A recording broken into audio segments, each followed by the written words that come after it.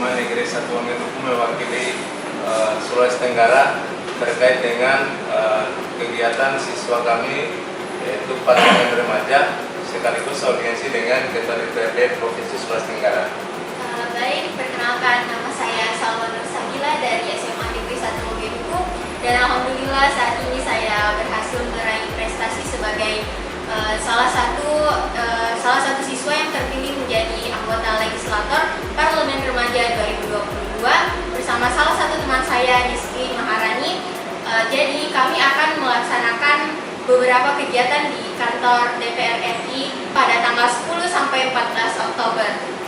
Baik Pak, saya ingin bertanya sebelumnya, ini adalah kegiatan yang dilakukan setahun sekali oleh DPR RI, di mana pada kegiatan tahun ini dilaksanakan secara offline dan ada satu tema yang diangkat yaitu mengenai tentang generasi sadar privasi dan tanggung jawab hukum, di mana saat ini kami akan membahas sebuah rancangan undang-undang mengenai perlindungan data pribadi.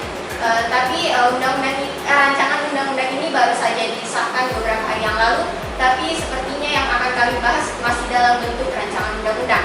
Jadi di sana kami akan melakukan yang namanya rapat paripurna, rapat kerja, dan rapat dengan pendapat umum. Saya ingin sedikit pencerahannya dari Bapak. Yang pertama itu mengenai kunjungan kerja. Jadi untuk kunjungan kerjanya ini kami akan pergi di 3 tempat. Kami dibagi dari 132 orang. Kami dibagi menjadi 3 kelompok. Yang pertama akan pergi di Tokopedia, kedua di Google, dan yang ketiga di Badan Pusat Statistik. Dan alhamdulillah saya dapat di bagian Google. Saya ingin pencerahannya bagaimana sih? Apa sih yang kita lakukan saat kunjungan kerja? Terima kasih. Ini pertanyaan yang cukup menarik dan cerdas. Pertama, semoga semuanya bisa menarik. Serta ada murid kita, Salwa Nur Sabila.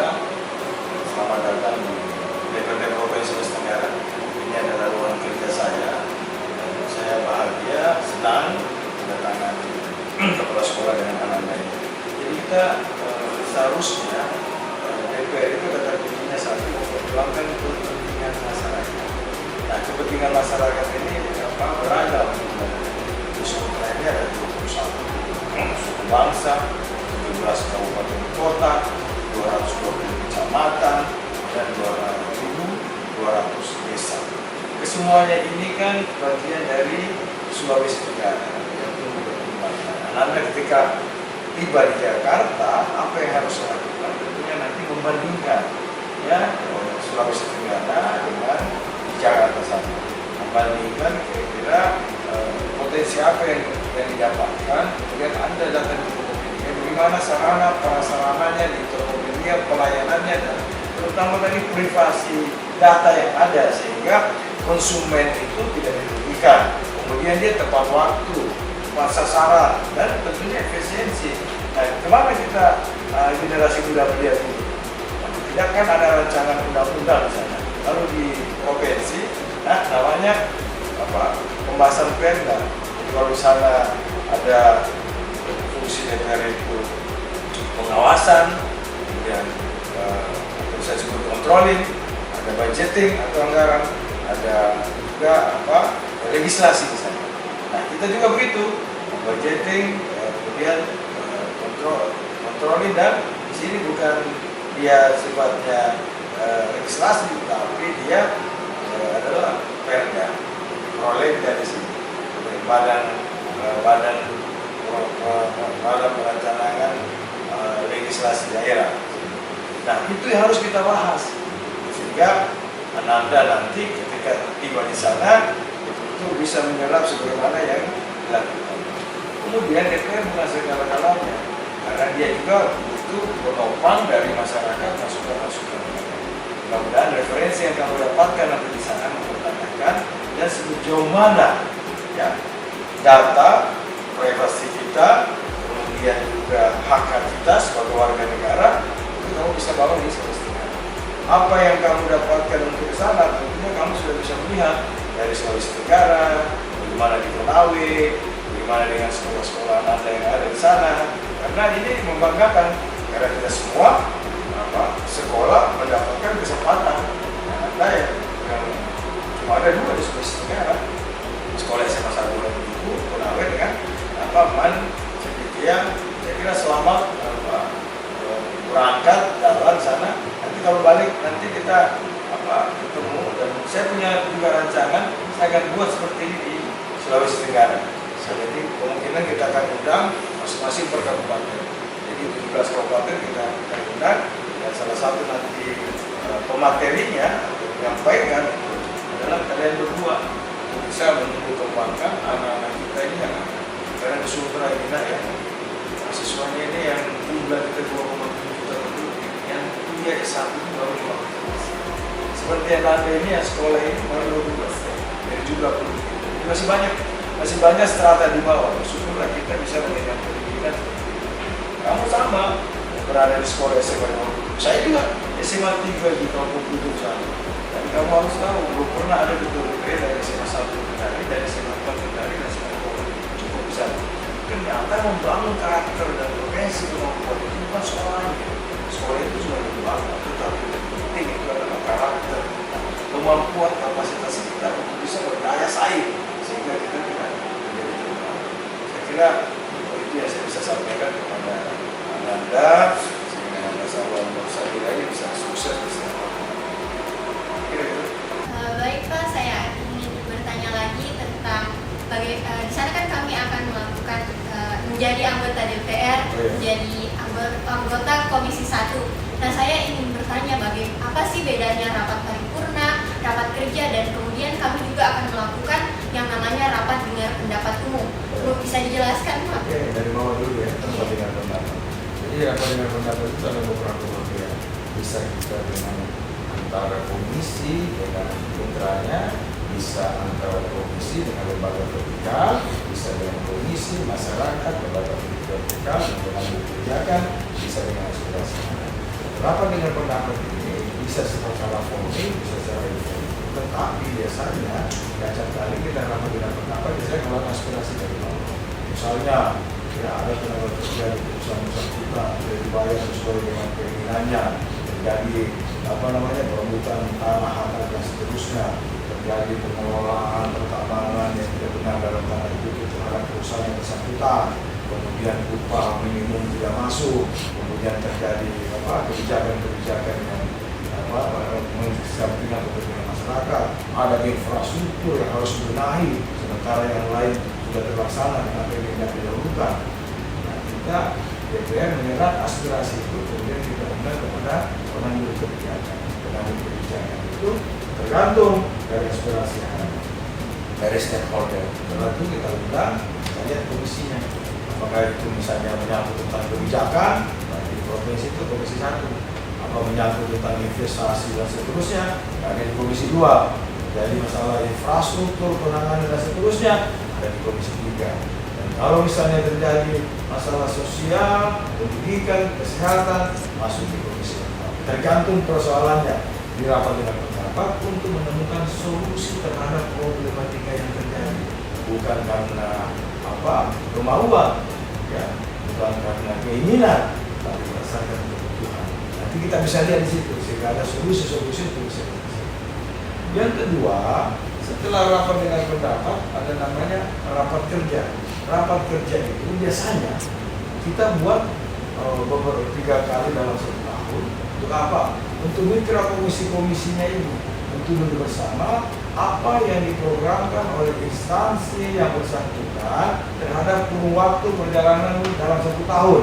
Misalnya dia keperluan infrastruktur jalan, sungai, kemudian juga rehabilitasi jembatan dan seterusnya. Kalau dia di pertanian, bagaimana dengan pengadaan pupuk, bagaimana dengan subsidi, bagaimana ekstensifikasi pertanian, bagaimana misalnya kelangkaan, misalnya juga tentang pengangguran. Kita ada 2,7 juta penduduk kita, kemudian pendapatan kita sekarang setelah COVID 50% terkena kemiskinan 15,5%. Kita tangani semua itu program untuk apa? Untuk sampai kesejahteraan masyarakat.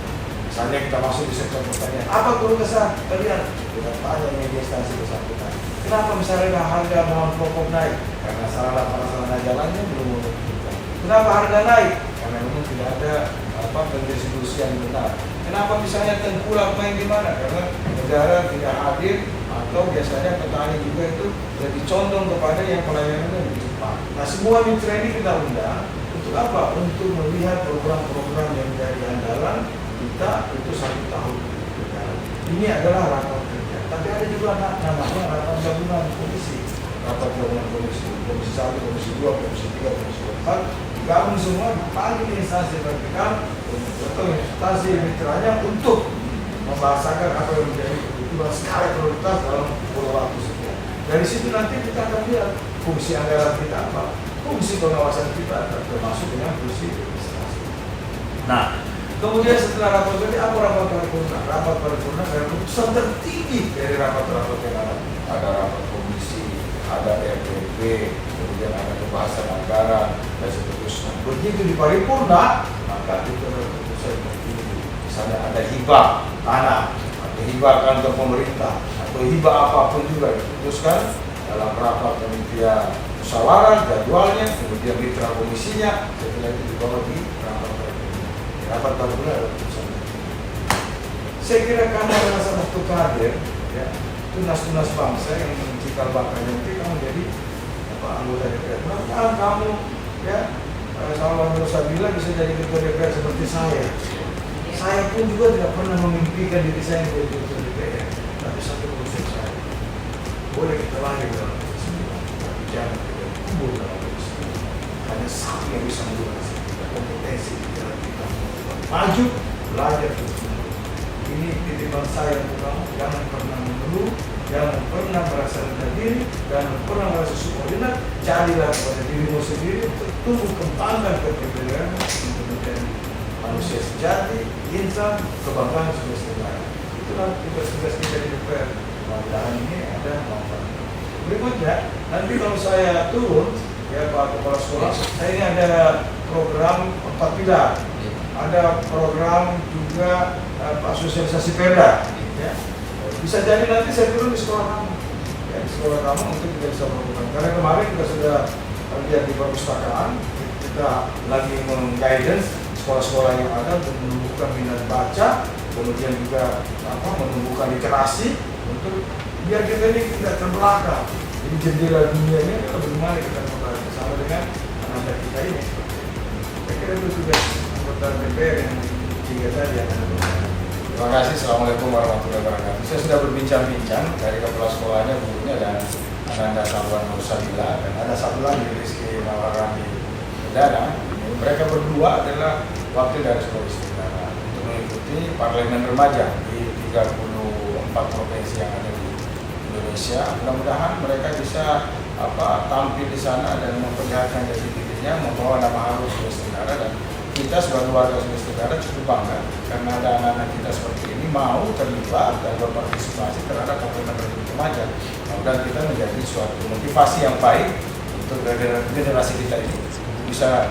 Mereka juga bisa menjadi anggota DPR entah kabupaten, kota, provinsi, bahkan juga DPR.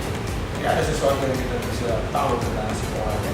Kita sholat, kita nusuki, ya, mati dengan jalan.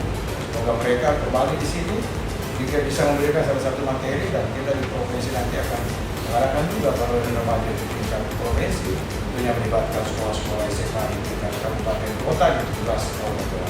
Semoga ini ada berkahnya.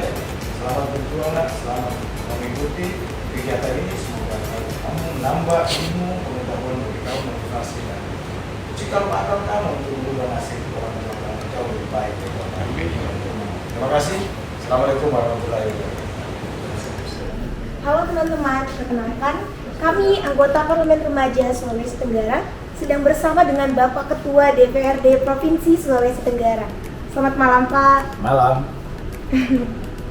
Ya, jadi saya merasa bersyukur ada anak-anak saya, satu dari Cedika, kemudian satu dari SMA 1 Onduku di Konawe. Mereka datang berdua untuk silaturahmi untuk persiapkan dirinya. Di tanggal 10 mereka terbang ke Jakarta dan diundang oleh DPR RI di sana untuk menjadi parlemen remaja. Mereka nanti dididik bagaimana paripurna, rapat kerja, dan kunjungan kerja. Mudah-mudahan tunas-tunas bangsa dari Sultra ini, mereka pergi ke sana pulang membawa hasil tidak untuk memberikan masukan dan menyebarkan kepada anak-anak muda di Sultra bagaimana berbuat yang terbaik untuk Sulawesi Tenggara. Saya Abdurrahman Saleh, ARS, salam.